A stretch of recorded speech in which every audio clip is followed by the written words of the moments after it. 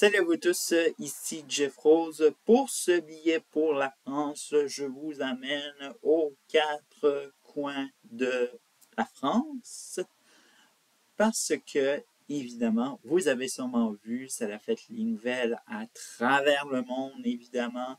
Alors donc, c'est toujours en lien avec les élections législatives et bien sûr, cette manifestation contre le Rassemblement national, couramment appelée la manif contre le RN, et bon, on peut dire que c'est une manifestation aussi anti-France, anti tout ce qui déplaît selon cette manifestation. Bref, alors donc, oui, il y a beaucoup de soi-disant choses qui déplaisent à cette manifestation. Bon, je le redis peut-être à nouveau, mais évidemment, il y a beaucoup de profils dans cette manifestation et on peut dire que c'est un ramassis de tout ce qui se passe, évidemment.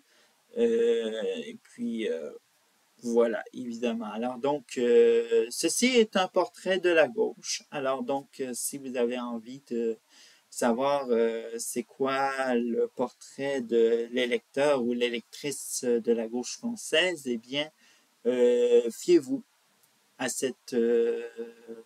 à ces manifestations qui ont eu lieu la fin de semaine dernière, soit samedi. Bref. Pendant ce temps-là, pendant qu'il y avait, bien sûr, toute la gauche française était concentrée, les électeurs et les électrices étaient concentrés à se préparer pour ces manifestations qui avaient eu lieu un peu partout à travers la France, comme je l'ai dit au début. Il y en a un politicien qui s'est frotté les mains et qui a dit « c'est le bon moment de passer à l'action. » Et de toute façon, ces électeurs et électrices, ils sont assez, on pourrait dire, nono et nonounes pour ne pas s'en apercevoir. Bref, ça va être vite fait comme un savon qui glisse. Et ce qui s'est passé, bien sûr, alors donc, ce politicien en question que je parle, c'est Jean-Luc Mélenchon de la France insoumise.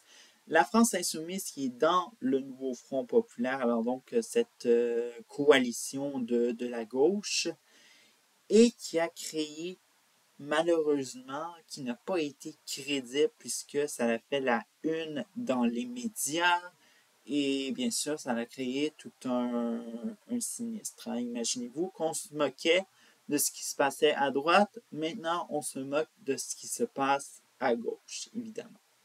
Alors, Mélenchon a décidé, selon son livre de la vie, d'exclure des candidatures sortantes comme s'il s'agissait de vulgaires vêtements à donner aux pauvres. Hein.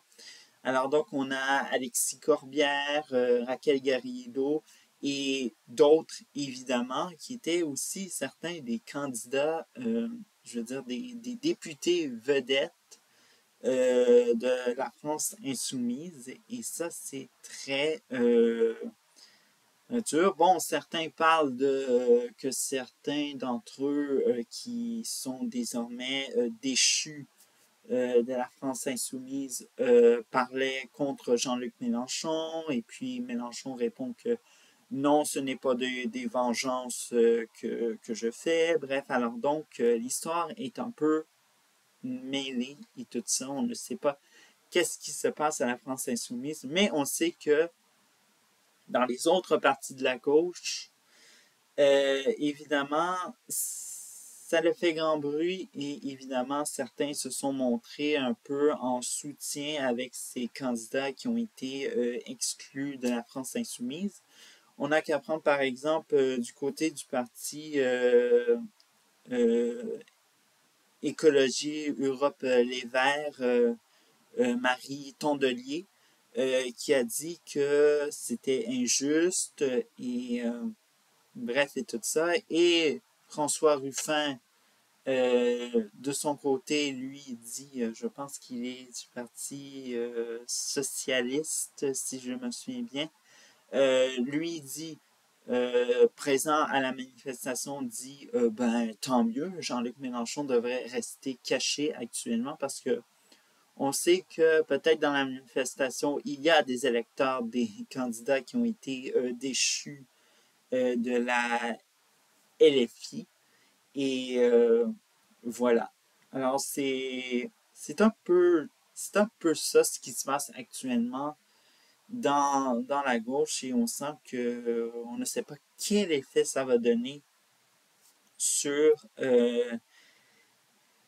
les candidatures qui sont affiliées à la France insoumise pour le nouveau Front populaire, mais on sait que ça va être marqué au fer rouge, cette affaire pour la gauche. Bref. Alors, qu'est-ce qu'il faudrait qui se, mais il faudrait savoir qu'est-ce qui se passe, je ne sais pas comment le dire, mais bref. Alors donc, il faut que, évidemment, alors donc c'est ce que peut-être faire la même chose similaire que Éric Ciotti, rappelez-vous chez les Républicains, exclusion immédiate des Républicains. Ciotti saisit la justice donne raison à Ciotti, et Ciotti, lui, Éric Ciotti, je voulais dire, reste président du Parti des Républicains. Eh bien, c'est ce qui se passe, évidemment. Tous ces candidats déchus devraient aller saisir la justice et dire que à Jean-Luc Mélenchon, minute, vous ne pouvez pas nous exclure parce que la justice nous donne raison. Alors, est-ce que les positions antidémocratiques de Jean-Luc Mélenchon vont être punies par la justice? Est-ce qu'ils auront le temps? Parce qu'actuellement, c'est une campagne législative un peu courte actuellement parce que, rappelons-nous, c'est pas 30 jours qu'ils ont, c'est 15 ou je dirais actuellement 13 jours avant le premier tour. Et bref, alors donc, voilà. Alors actuellement, est-ce qu'on peut parler d'une gauche qui est si unifiée actuellement avec ce qui s'est passé à la France insoumise? La réponse est peut-être oui et d'autres non. Bref. Alors, à lundi prochain pour un autre billet pour la France.